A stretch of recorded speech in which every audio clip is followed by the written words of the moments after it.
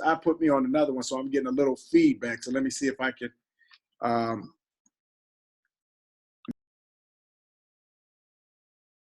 Can you hear me now, Doc?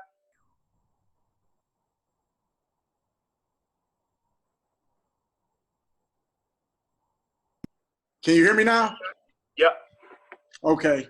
Okay, so, sorry about that. No, not a problem. I put up my other computer. I didn't know if it was me. So you know how you always try to have a backup. And that's like some of the issues with this right now. You know, everything is a little bit different. If you're in a meeting, you're not dealing about, you know, this virtual issues and everything like that. But it's something that happens. And what I tell people in this day and age right here, if you can't be adaptable and flexible, you got to expect hiccups, and it becomes a lot more difficult as far as that. So when we was talking about it, we was like, it's three things you got to do. The first was sleep. Okay. We was like, sometimes the sleep, I'm gonna mute this one on my other computer. Sometimes when you can't sleep is because, like I said, your regular schedule is not going the way in what you used to. So you have to program your body to say, hey, this is my new temporary normal. So whether I'm a teacher with my children, whether I'm still a caregiver to my parents, or whether I'm going out and doing community service, is that what it entails in my job?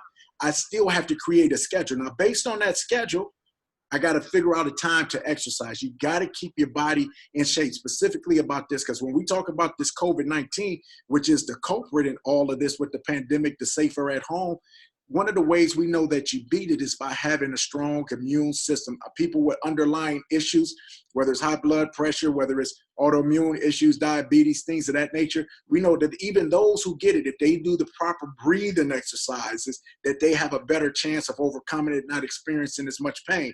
So what we tell people is, in your new schedule, you have to figure out how much time do you need in your day to be able to do what you need to do while creating your sleep schedule. Now, in creating the sleep schedule and creating the exercise schedule, the third point, and this is probably one of the most important, is our diet. What are we putting into us? What are you eating? Because a lot of times we go for comfort food, we go for foods that are not very healthy for us. Right. And we can say, hey, I'm not going to do this. I know how to eat healthy. But I'm talking about even processed foods, thinking about the amount of carbohydrates, that understanding how those starches and the carbohydrates eventually turn into fats. Those fats turns into sugar. And the sugar is one of the things that can keep you up, that can change your whole system. So when we start talking about these issues, we say, how do I control my sleep? How do I control my exercise? How do I control my diet? How many times do I need to be eating a day really to keep myself healthy? Putting yourself on check, on some type of check system. Right. Like with that refrigerator that's right there, those chips that's right there, you're reaching and you're grabbing all the time. This is a time where I tell people, so we say we got our new schedule. One of the things you want to put into your schedule is this. This is a time where we definitely need to start journaling. You know, people used to call it a diary back in the day. But right now, to have a journal is imperative for self-growth. And why am I telling you this? We're going through the day almost like zombies in some point. It's like we're moving and the days are going on. Real quickly, how many days have we been in this pandemic lockdown? Oh. Yeah, see, most of us can't get a number. Maybe if we heard it on the news 2 hours ago, we can say it like that. But it's been over 30 days. My wife's birthday was March 21st. We couldn't do anything for her birthday. I remember that was the first kind of like, ooh, this is weird, but you're thinking it's going to get over. Next thing I know, it's Mother's Day, and it's weird again. But I'm like, man, that was March 21st. It's almost May 21st. That's almost 2 months that we've been on this lockdown. So think about how things have changed, how many things we've lost out on, how many things we've missed. So you got to recognize in your journal saying, hey, this is what I normally would have did this day, but this is what I'm doing now. And then also when we do that journal, I like to do it in 2 ways, Brother Jason, is do a morning meditation. So that way we get up in the morning about how am I intentional about my day? So we're not being reactive. We're not letting it happen to us. Say, this is what I want to do. How do I improve myself in my mind, my body, and my soul? Right. But then with that, how am I improving myself individually? How am I improving myself for my family? How am I improving myself with my community? This is why I give myself goals. Like I said, I'm intentional about what I'm doing. And then at night, I have a nightly reflection. And on this nightly reflection, I evaluate and grade myself on what I said I was going to do for the day. It's like having a New Year's resolution every day, but being able to check up on it. Now, if I set these goals and I didn't achieve it, I have to ask myself this. Why didn't I do this? Was this a legitimate reason? Because sometimes, guess what? All of these presentations I've been doing, I try to tell people this pandemic, it's a marathon with hills. So that means you have to have stamina, you have to have perseverance, but you also have to have a level of tenacity. That's a will to say, I'm going to get through this, because when we talk about depression, when we talk about anxiety, what it becomes is also a matter of will. And I'm not trying to downplay those issues at all, because they're very real. But we all know the power of positive thinking. And that's just not wishful thinking. Positive thinking, when we exert positive axioms, proverbs, positive thoughts and quotes, it's biological, it's neuronal. We're changing, we're literally rewiring our brain system, those neuronal connections that tell us.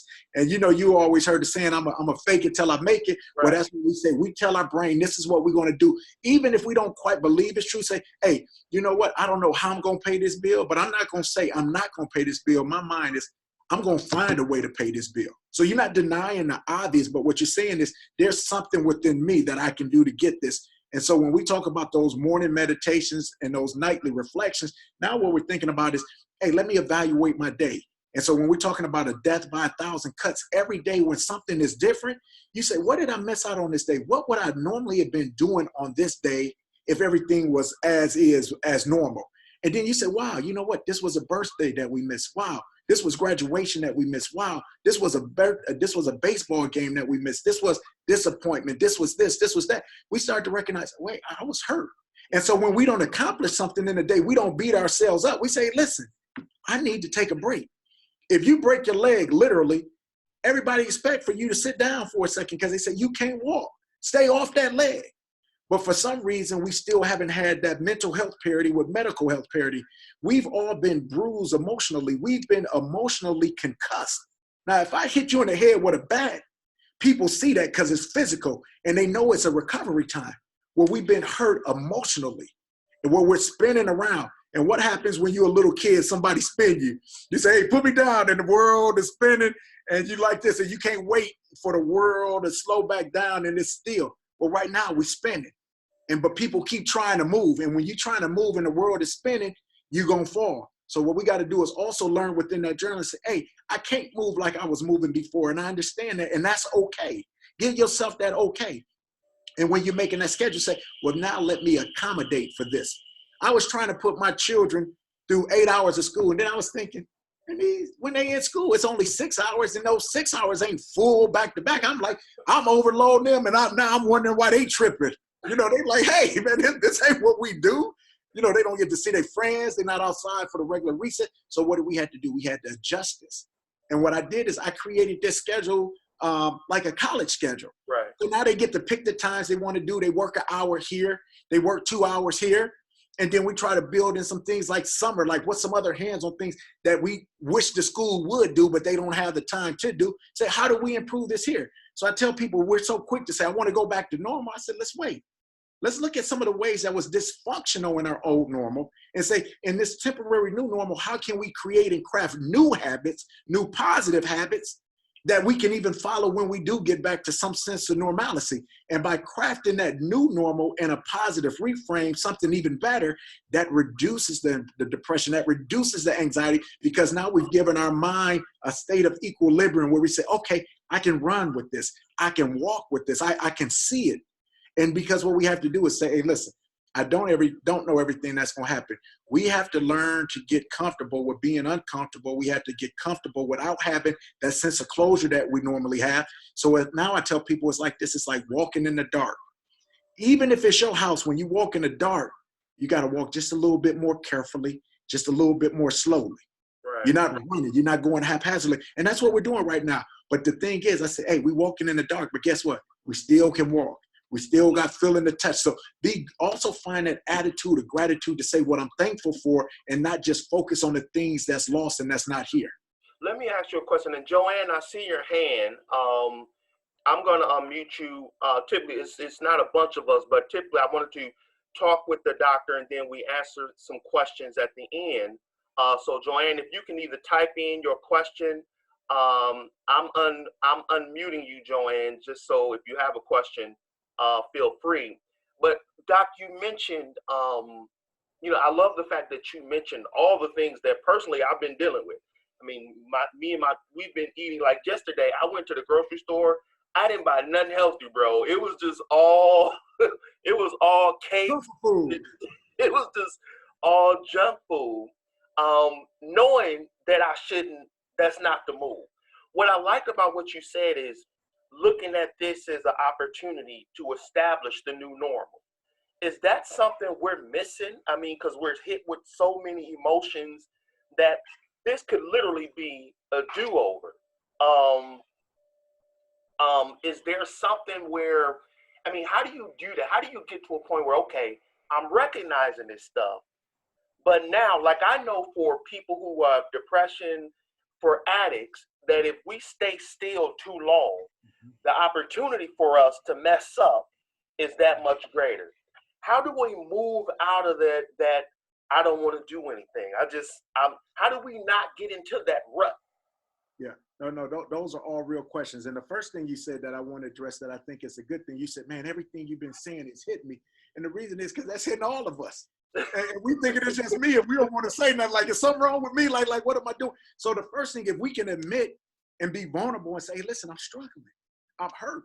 You know, I'm the psychologist, people coming to me, but I had to tell people, I was like, listen, I'm struggling too. I was like, I ain't never been through this. So, you know, so now what it really came to me though, Brother Jay, it was like, okay, you say you help people. This is your profession. You help them to look within, not like you give great answers, but you help them to self-introspect, because the answers are already within us as individuals. It's just about how do we get this out so we can see it? How does somebody help remove the fog and the cloud so we can see the answers that we're just not able to see ourselves? So the first thing is, how do we admit that we're having issues? How do we become vulnerable? And then what that becomes, how do I seek out help? So I'm doing Ramadan fast, and I'm not Muslim in the pure sense of Islam, but Muslim submit to the will of God. But a lot of my Muslim friends and family were doing it. And I said, you know what? This is unprecedented times. I need to do something I've never done before. Now with Ramadan, it's a fast during the daylight hours, which means I drink no water. It's a dry fast. I drink no liquids. I eat no food from daylight. And if you know, this is the time where the and so I ain't ate nothing since 5 o'clock. You know, normally my stomach is growling like I need something. I got to drink something. But the amount of discipline that I had to do, and I'm going to tell you, man, the first couple of days was rough. I was like, I don't know if I'm going to be able to do this for a month.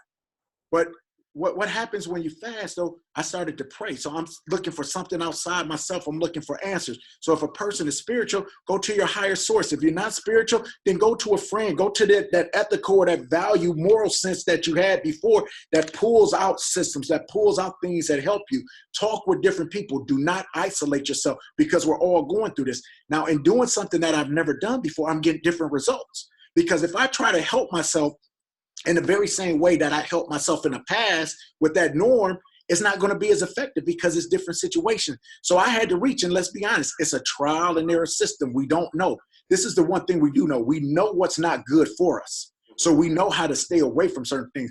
And there's I read a lot of holy books. I read a lot of value books. And there's a book in the I Ching, and it gives these different quotes. It's almost like Proverbs. And I love Proverbs, these wise sayings. It says, if you are too weak to overcome habits that are obviously bad for you, then indeed your future is bleak. And I like it because it just cut to the point. It's like, I ain't got no time to sugarcoat this, to baby you, you know, and whatnot. It says, listen, you know what's bad for you, and you know the consequences. So if you do this, you already know the results. So now the question is a matter of will. How can I defeat this that's trying to defeat me? And so the thing is this. What do we do? You say, well, I can go back to some of the things that's helped me in the past. So you think about, like, if you overcome something, well, what did you do to overcome it in the past? Now using that as a base, how can you flip it? How can you shape it and reform it to fit this new norm that we're in? So you start saying, hey, maybe I need to do more Zoom meetings. They got plenty of Zoom help meetings. And if I got to be on that to keep me there, maybe I need to be reading something. Maybe I need to exercise. My grandmother told me something a long time ago, and I didn't really value it when she told me. She said, the best way to heal yourself is to help others. And I never understood that, because I'm like, if I'm hurting, how am I help somebody else? But what she told me was what I learned in my first neuropsychology class. You had these chemical transmitters. One is serotonin. And whenever you do a good deed, serotonin is released. In fact, whenever you just see a good deed being done, that serotonin is released. And so the good thing about it is this, you create that naturally. Now, if you can't create it, they have drugs, SSRIs, selective serotonin reuptake inhibitors, that they'll give you, like a Zoloft, and that will make you feel better. And that's why people say, oh, this medication is helping. Yes, it can help, but if we change our diet, we change the things that we do, our interactions, and we change our thought process, that can have very similar thoughts as a medication. And that's why some people can come off the medication at certain times. But that's something you would want to check with your psychiatrist, instead of just doing it on your own so you can properly be weaned off and whatnot. But to your point, you said, hey, let's be real, man.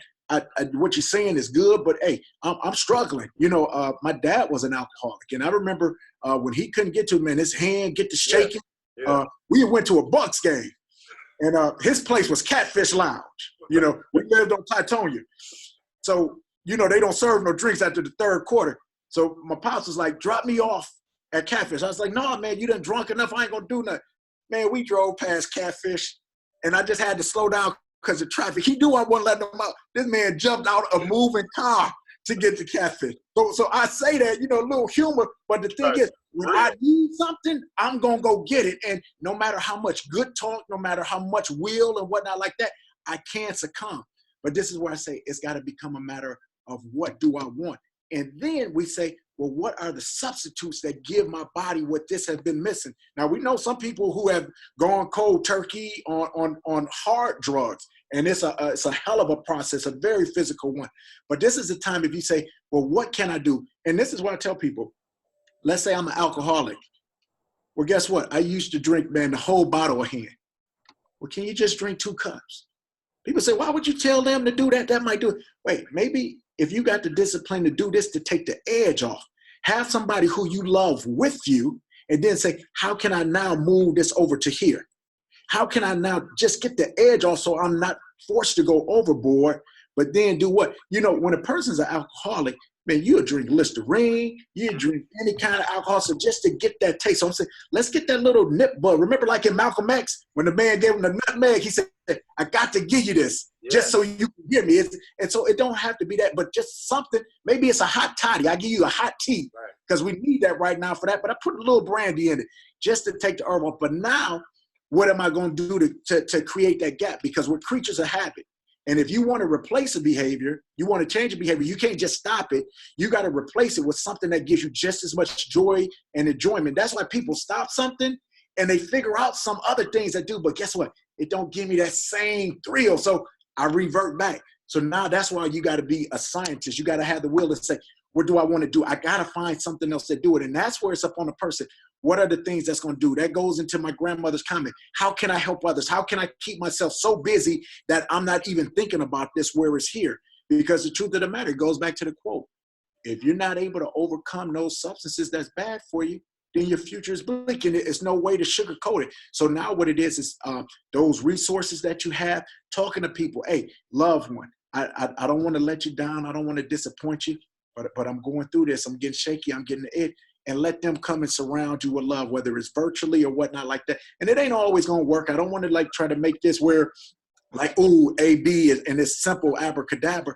But what I'm saying is it becomes in that mindset. But if we set a schedule, because this is the thing, they say idle mind is the devil's workshop. So what we got to do is keep ourselves positively, productively busy where we're doing something. You think about all of the brothers and sisters, especially in the late 60s, early 70s, that was going into the Nation of Islam. And I'm talking about women and men who were strung out and whatnot. Once they got a mission, and I don't care what your mission is, but they found something to believe in. They found something that gave them pride. They got a uniform. They got something that put them a part of a team, of a unit, and they had a passion. And once you have that, that gives you a different drive and direction and focus. That's not to say you can't have some slips. Relapse is a part of recovery. Right. So if you relapse, don't beat yourself up. But also don't use that as the excuse to say, well, I done messed up, let me keep going. No, I messed up. Let me see how I messed up. See, that's where the journaling come in. Because I looked, man, these 5 days I was doing good, then I dropped off. No, you weren't doing good. You were being Superman. And being Superman, you just fell off that cliff. Right. It's off that ledge. So you say, how do I do this? And also you can start to see those patterns.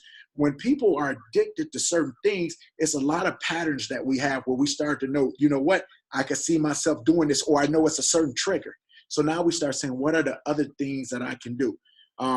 There's so many things when we talk about a person could do, but it's very idiosyncratic, meaning it's like what works for you might not work for the next person. And this is the crazy part. What worked for me today might not work tomorrow. So what I got to do is in my bag of tricks, start figuring out all of these things, what can possibly be helpful. So if it's talking to people, if it's reading books, watching inspirational movies.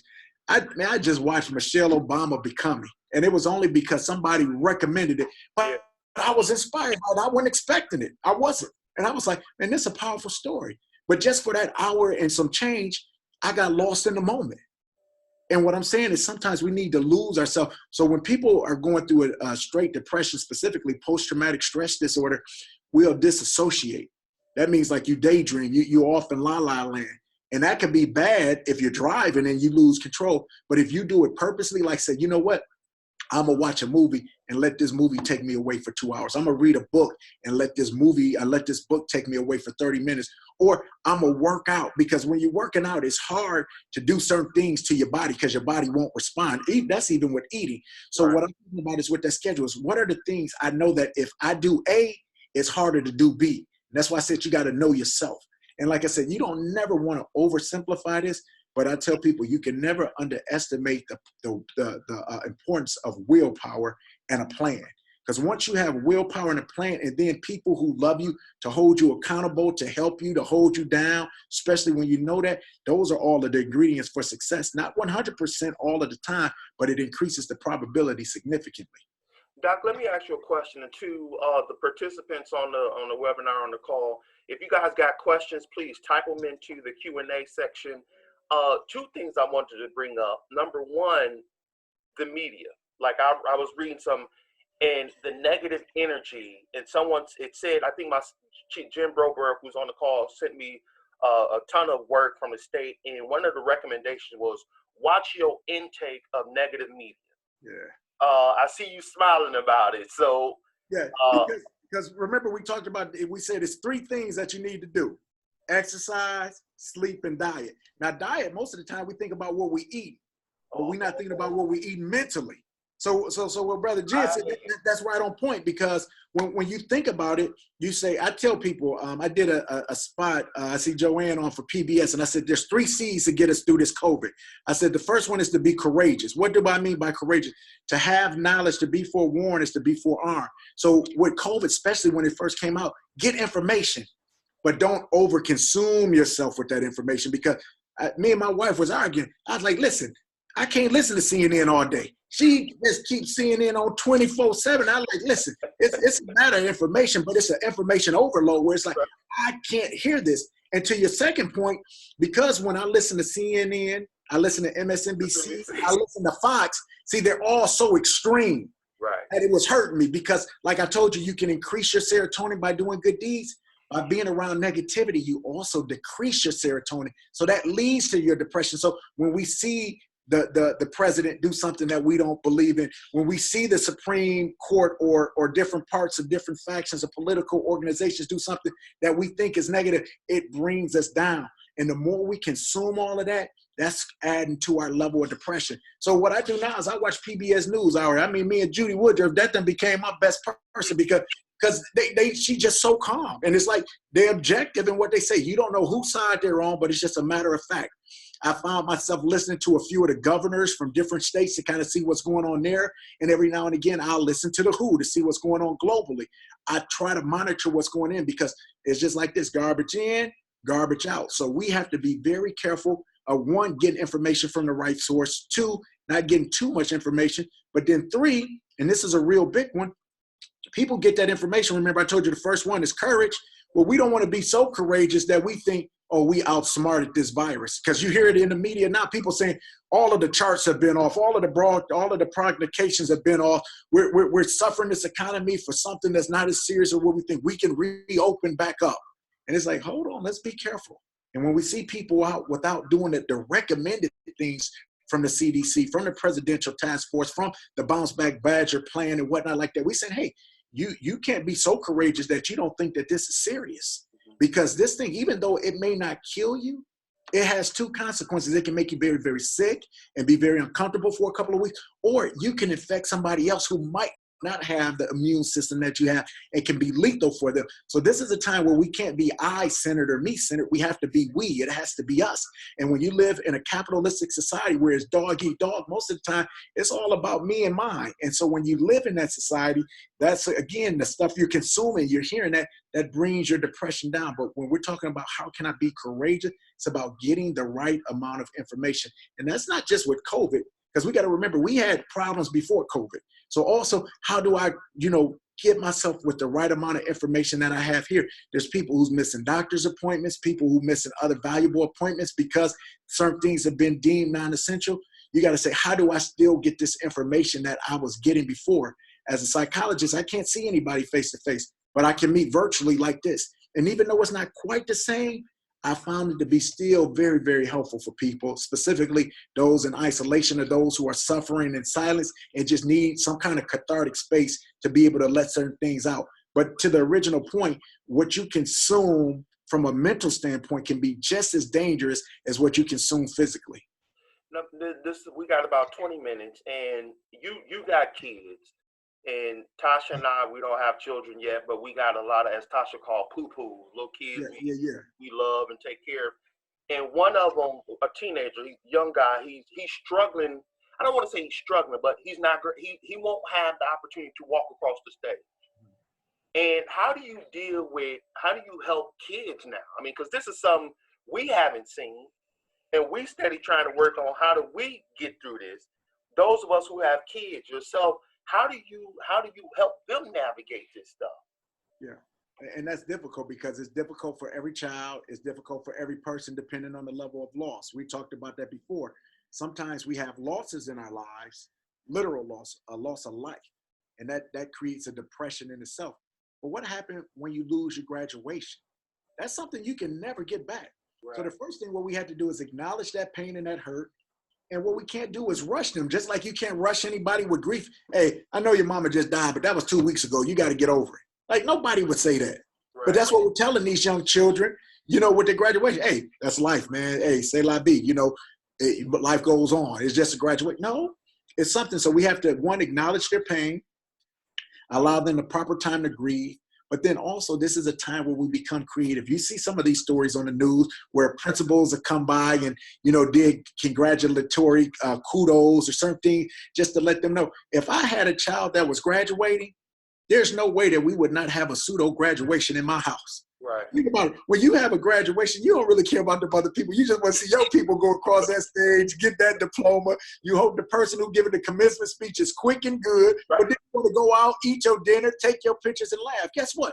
You can still take those pictures. Right. Guess what? You can still have somebody say some inspiring words to that person. You can still make that a day that's, even though it's not quite the same, it is. And we've seen this before because when people miss graduations every year, sometimes because they're in a hospital, sometimes because they had to go overseas or whatever it may be. But what we do know is this. There's been ways that we tried to make them feel good. Right. And so every school, I say, hey, how can you be creative right now to be able to do something special for them? And then even for the teachers who say your child is not graduating, but what have they lost? How can you make it more special? And we know this becomes even more challenging for communities that are marginalized, ostracized, where that digital divide is still ever present. And you say where they can't get into the homes. But hey, for right now, at least, the Postal Service is still accepting letters. Get them addresses. Write something to somebody. And I know we still have transient populations, but write to the last one that you had. Contact people by phone. Do whatever you can to reach out and let them love themselves. I give you just a personal example. We put some little robots together, little mechanical robots. We had two. My children said, hey, we want to give them a wedding. Man, these people created a whole wedding ceremony. We had my daughters reading scripture. My son was saying prayer. The other one officiated the wedding between two can robots. Right. But we had to prepare the whole day for it. They had to practice reading, and this was something that just kept their mind at a ease. Now, this is not the same as missing graduation. I don't want to do that. But what I'm talking about is the level of creativity to help somebody during their time. Ask them, what would you like? We want to do something special for you. What can we do? Have them to be able to think and to take some ownership into what they want to do. What would I like? Guess what? When it's somebody's birthday, we see it all the time. Everybody do what? Hey, man, send me a little videotape, 10 seconds, just saying happy birthday to my guy, man. Send me some just wishing goodwill. Why can't we do that? Have everybody send good wishes in a letter, in a postcard, in a video, make a video montage or something like that. It's plenty of ways in which we can help. Now, we can't fix it. So we got to recognize that, but say, how can we make it better? How can we give you something where you can say, I know I'm loved. I know I'm cared about. I know that the people are trying to make the best of a bad situation. And at the end, it becomes something that in 15 years back, you laugh at, man, remember they took this graduation, but look what mama did for me, man. Look what Uncle Jay did for me. Look what Aunt Tasha did for me. You know, those type of things. Gifts. What do you want? Let's look on Amazon. What can we get sent to you? Little bitty things just to say, I know this don't make it better, but this don't, fix it, but how can we make it better? So it's about creativity. One of the things that struck me is the rise of domestic violence. Yes, sir. And I have to admit, I never thought about it, until I started seeing people, that there are people, women, majority women, and some men in situations where, they stuck, basically. I mean, what would you say to a person in that position? Yeah. No, you know what? I mean, this is the hardest question in the world, because it's like, you see somebody in a car that's on fire and it's about to blow up. What do you say? Right. I'm sorry.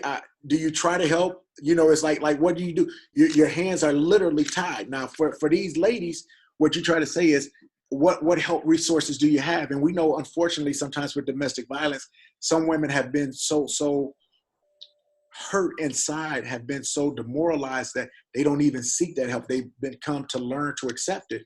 Right. But what I want to do is say a couple of different things, because most of the time when we think of domestic violence, we think of Ike Turner, right. I'm pounding her. All domestic violence is not physical. So when we start talking about emotional abuse, so the first thing what I do is I appeal to the brothers or to the women who are perpetrating this. I say, listen, we got to do something. You want to appeal to them, because if they stop, then that brings it down. Look at what you're doing. Then the second thing is for the women to say there are resources, but how do you get to those resources without putting yourself in more jeopardy? Right. And that's a difficult proposition. I tell them, just like I would tell my daughter, you got to find, if it's so bad where you think death is imminent, you got to find a way to escape. You got to run to some place, because if you don't, you've already stated in your mind what the obvious conclusion is, and that's a hard thing. But to my other ladies that are in this thing and that may hear this videotape, or somebody who's listening might have something to share, what you want to do is say, hey, I love you. Because we don't know who's doing it. So what we want to do is call up on the women in our family, call up on the women within our friendship circle, because we don't know who are suffering in silence. And we know that domestic violence, right, all demographics, all as he says. So it's no one specific person or thing, how this look. So I'm reaching out to everybody saying, hey, somebody loves you, somebody cares, giving them those type of things that can help. But the honest truth of the matter is, Brother Jay, it's like, this is the hardest situation, because until there's some type of thing, what you say, hey, man, what you would be suggesting is some type of vigilante type of justice, and say, hey, we go in there and we go get them brothers, like, let us know when we do it. But because we understand the reality that that's very unlikely, maybe saved if there's somebody in your family, you're willing to break the law, but then there's certain consequences that come with that too. Right. We're in a very, very difficult situation. So when we do identify those ones, we have to help them, because the worst thing what we can do is somebody reach out for help, and then we put them back in there with very little consequences being done. Obviously, we have things like Sojourner Truth and some of the other centers, Alma Center. But when we start looking at these resources, we say we would overwhelm them if everybody went inside of them. So this is an issue where we start thinking about, not even for the pandemic, but how do we fix this as we get out of this thing? Because this is a problem, to be perfectly honest, I'm absolutely perplexed about, because I know women who are in situations, if you try to help them, they won't accept the help, because one, it maybe it's some financial, safety that's there, or two, it's children involved and other different things. Three, it's an embarrassment factor, and four, it's a fear factor. So you have so many things, even if you get involved, where you not be welcome, and you can sometimes make it work. So what I tell people, almost like the other part, Every situation is different. Look and see how you might be able to help. Look and see how you might be able to intervene. But at the very least, talking to that person to kind of see. So if there is some type of true intervention that has to be done, you can kind of calculate those decisions and say, hey, listen, I got to do this. If I'm talking to my sister and she's giving me clues over the phone that something's going on, well, then you know what? I will break protocol and do some extreme things and have to deal with the obvious consequences afterwards. But this is a hard one. And I think this is, when we talk about this pandemic, is what's so frustrating, because there's so many things like the domestic violence. It could be sexual assault that's going on. It could be emotional abuse. It could be the financial abuse that's going on. We already know domestic violence love to isolate people. So that becomes even more strange than a time like this. But then we just look at the other ways in which our world is hurt. This lets us know we as a society have to come together to talk about the ills of our problems, because what this is just like they said, the COVID put a bright light on minority communities because we were seeing the disparities, but this has put a light on our whole society as a whole on how we're dysfunctional. And if we don't change these dysfunctional behaviors, we self-destruct. Let me ask you, before we recap on some of the 3 bullet points, which I'm glad, because they're great solutions, man. I want you to touch on the minority aspect. I mean, we Black, and Tasha and I talk about this a lot of times. Sometimes you just wake up and you like, hell, again, with the stories and COVID and navigating all this negative energy around COVID, where we're hit more than any other community. How do you just go, you know what? Like, I find myself trying not to look and read those kinds of stories, but at the same time, I don't want to be oblivious to it. But at some point, I don't know how much my spirit can take. Well, this is the biggest thing. One of the hurtful things has actually been a helpful thing for us, because we have been so oppressed, so marginalized, so ostracized as a general, not every Black person, but as a general, as a culture, we've learned to navigate through obstacles. So when COVID came, we had the wherewithal to find resources to do certain things. You look at what's going on in Michigan, within our state capital, a couple places across the world, people who now being oppressed in a way where they felt their freedom was taken, they were like, I can't take this. Yeah. Oh, they ready to snap. Give me my country back. Let me liberate myself. And so when you look at those things, we see the irony. But what we say is this. Frederick Douglass said it best. He said, power concedes nothing without a demand. But see, most people forget to go all the way down to the end of that speech. And he said, listen, we can change things either by words or blows or both. It's hard to heal in the same place that made you sick.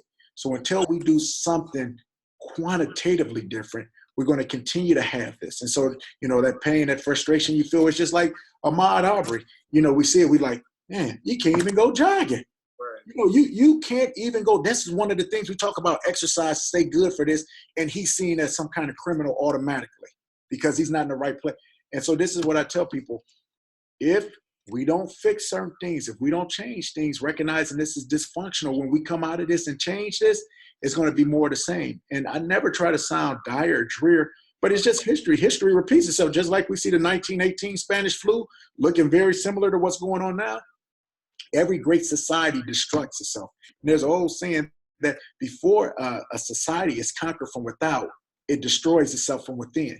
And we can see America being self-defeatist on every aspect of what they do. And as we continue to do that, and I put we inside of that because our people helped build this, we're going down. And it's just it's not a matter of when, a matter of if, it's a matter of when and how does it do. We can already see economically how we weren't ready for this. When in America, the great helper of the world, we searching for ventilators, searching for PPE. Those are little signs saying, hey, it's cracks in here. And if we don't fix this, the whole dam is going to come down. So what we have to do is say, what are we going to demand? And just like those individuals, even though I don't like exactly what they did and how they put people in danger, they set a clue saying, hey, we're not dealing with this. And what did Tony Evers do? Now think about when we marched on Sherman because of what was the atrocity that was going, we had police officers come in with riot gear. There was no police officers with riot gear over there. And then what happened? Their demands was hurt. They started reopening up the state, places that was non-essential. Let's look at how we can do curbside service, how we can do this. They got to thinking because they was like, these people mean business. We as a community, we have to show them we mean business. I believe the vote is a powerful thing, but it's not the only thing. And I think sometimes we put too much stock in one area where we have to say, we have to consider every option to take available on the table. And once people see you as a serious contender, they treat you like that. You know, you always talk about, we got to be at the table. Because if you're not at the table, you get it. Well, we're really not at the table. Right. Because if in a capitalistic society, they only hear two things: power and money and violence. So, but that goes with the power. The power either comes from extreme violence and arms or having a certain amount of money to be able to do certain things. Because our community lacks those things and we don't have a country overseas that's coming to protect us or to have our back, we're easily picked upon. It's like the bully syndrome. It's like, I know they can't do nothing. They won't do anything. But we have to show them different. And until we have another cataclysmic movement like the 60s, a kind of Patrick Henry, come to Jesus moment, give me liberty or give me death, we're going to continue to do this and complain about it. I told people, we've pleaded, we've prayed, and we've done these things as model citizens. Now it's time to let individuals know we're not just going to do things as status quo. And I'm not advocating anything crazy, violent like that, because we understand how that plays out for us. But what I'm talking about is we have to come in a completely different measure to let them know we got to take them serious because they're pushing stuff in a different way. And if we understand the ability, you know, you talk about this with finances all the time. If we could collectively come together with our finances, how we could bankrupt a system and make us look, because violent, we don't have the numbers. Martin Luther King said, pragmatically, even if I wasn't against nonviolent, I wouldn't be with it because the numbers are against us. Right. But he said, I know how we can bankrupt this. This is why they back on the bus, because we crippled them economically. What can we do to get that? But see, the thing is, it's that solidarity. Can we all come together to put those resources together where we become, I don't know if it's the 9th or 10th highest GDP, nation in the world by what we have here collectively. So it becomes that type of sacrifice. And what we have to recognize is you and I might not, make it to, the promised land, but are we willing to sacrifice so our posterity, so those after us can have a better life?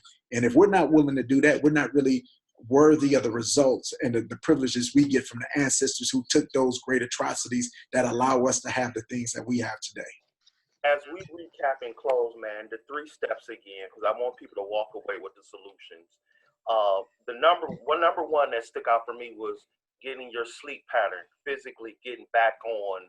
If you can give us those 3 things again, what was sleep? What I heard was sleep, journal, and what I think a lot of people take for granted, get out and help other people because of the, what was it?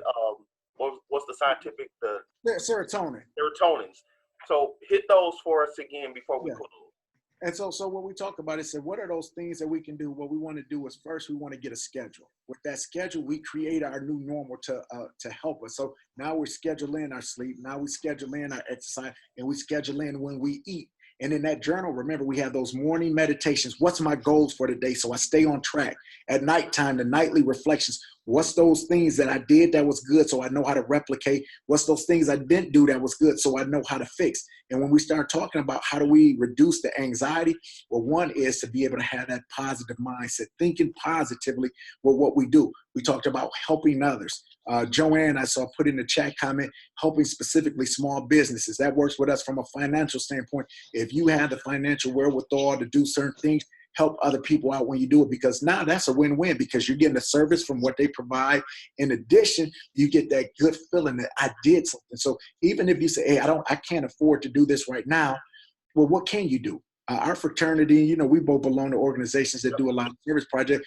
We go help still feed the homeless. We help to do security to make sure people are 6 feet apart, to make sure people understand the rules and that there's just a physical presence so nothing else happens or whatnot like that. It becomes a deterrent. So when we do those things, the 3 things, what we said is sleep, exercise, and diet, but those are all wrapped into getting a schedule that adjusts to your new normal. And by doing that journal inside of that schedule, now you get to see what is working, what is not. The things that are working, we want to replicate. The things that are not, we want to either tweak or we want to rehaul altogether. But it goes back into having that positive mindset. If you can keep staying focused, stay positive, that's whether it's getting positivity from other people, from books, from movies, different things of that nature.